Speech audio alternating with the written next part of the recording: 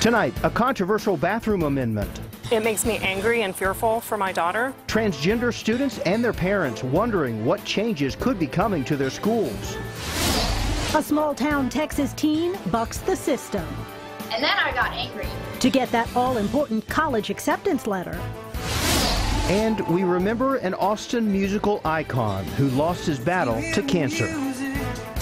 Hi everybody, I'm Mike Rush. And I'm Quita Culpepper. We begin tonight by taking a look outside with our TxDOT cameras. Look at the traffic moving pretty well, and we saw a bit of rain last night, but things are looking pretty dry right now. But that rain is expected to make a comeback tomorrow. More storms could move through. KVUE Chief Meteorologist Albert Ramon is in the Storm Center. And Albert, about what time are we expecting these storms? Well, we got a chance of some activity moving in overnight, and tomorrow between midday and late afternoon will be the window of some scattered showers and storms. Right now, though, despite a lot of cloud cover, max storm Doppler radar is dry with temperatures for the most part in the low 70s. But let me show you the first system. It's coming in out of the New Mexico area. That's where a severe thunderstorm watch is currently in effect. Includes even a few counties out here in western areas of the Panhandle. That will swing through overnight, so we'll look for an overnight chance of a thunderstorm. And then tomorrow, this is the front that will allow for additional shower and thunderstorm chances. So 2 more rounds of rain to go, 1 overnight, 1 tomorrow afternoon,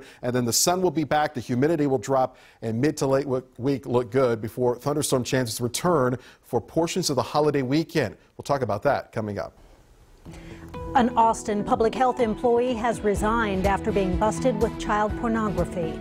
51-year-old Jeffrey Walters' work laptop had more than 50 explicit images of underage girls. According to arrest documents, IT discovered an explicit image of a young girl and reported it to police on April 10th. But the picture didn't fit the state's definition of child pornography, so the case was going to be closed. But IT found more pictures during its administrative investigation. Last Thursday, Walters admitted to police he used his work computer to access child pornography and accidentally dropped images into the city's group drive while attempting to delete them. Walters was arrested on a felony charge of possession of child pornography. And jumping now to some breaking news at this hour, police and emergency services responding to what authorities say is a serious incident at Manchester Arena. Police say there are a number of confirmed fatalities after reports of an explosion at the arena where popular singer Ariana Grande was performing. Now, this did happen in England, and we will continue to follow the situation and bring you the latest right here at 6 and on KVUE.com. Lieutenant Governor Dan Patrick said last week if a bathroom bill isn't passed, he'll push for a special session. And today, the House of Representatives gave final approval to a bill with an added bathroom provision. KVUE political reporter Ashley Godot is live at the Capitol. And Ashley, the question is, will this be enough to satisfy Patrick?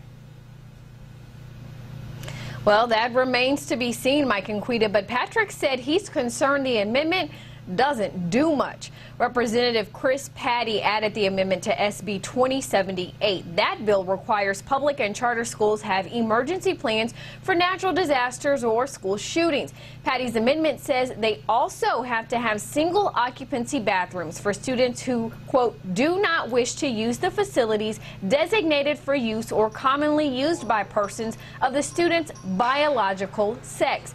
Patty says that means any student, like one with a medical condition or the victim of bullying, can use those restrooms. But opponents say the term biological sex means this bill targets transgender students. And let's be frank, none of this would have happened except for it was an attempt to fulfill the demands that were being made by our Lieutenant Governor to target transgender children for discrimination. I would say he was successful in getting that. Certainly that all of these things play into our thoughts as we consider solutions to problems. And ultimately all of our goal is to get our work done in 140 days and get out of here and go home. And so at the end of the day, I felt necessary to step forward and try to put forth something that I felt was a thoughtful and reasonable solution to a problem. Now, while the amendment requires schools offer alternative bathrooms, it does not say whether or not students have to use those restrooms according to their biological sex. That likely explains this statement from Lieutenant Governor Dan Patrick, who said, quote, I had not seen the language on the Patty Amendment on Senate Bill 2078 before it was voted on last night. I also have concerns about its ambiguous language which doesn't appear to do much. The bill now heads back to the Senate, where the original author can accept the House changes, reject them, or call a conference committee to make changes of their own. And while there is some ambiguity, parents of transgender children say the message this sends to them is quite clear. My colleague Rebecca Trejo is live at the KVUE studio. Rebecca, what did those parents tell you? Well, Ashley, those parents of transgender students I spoke with today tell me they had high hopes when it seemed the Senate and House versions of the bathroom bill weren't going to pass. Now, with the bathroom amendment added to Senate Bill 2078, they say they are scared for their students at school. It felt like a punch to the gut. It was really disheartening and it's frightening. It is how Alyssa Miller describes her reaction to state lawmakers' decision Sunday night.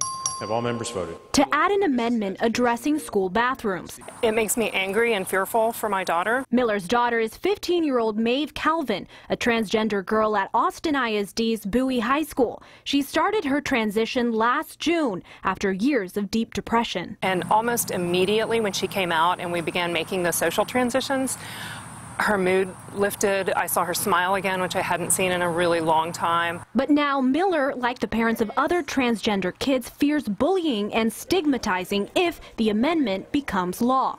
And I think if we take away the access to these areas, it really stigmatizes those students and it risks them being seen as other and then being targets for bullying and discrimination. We also spoke with Chelsea Morrison, the mother of an 8-year-old transgender girl in Dallas. Our kids should not have to go to school and worry about their safety or where they can go to the bathroom at all, period. Here in Central Texas, Austin ISD issued this statement saying, quote, "We are awaiting final language of the bill so we can evaluate how this would affect our current practices. We look forward to creating a place where all are welcome within the boundaries of state law." Parents of trans students hoping those boundaries don't include this amendment.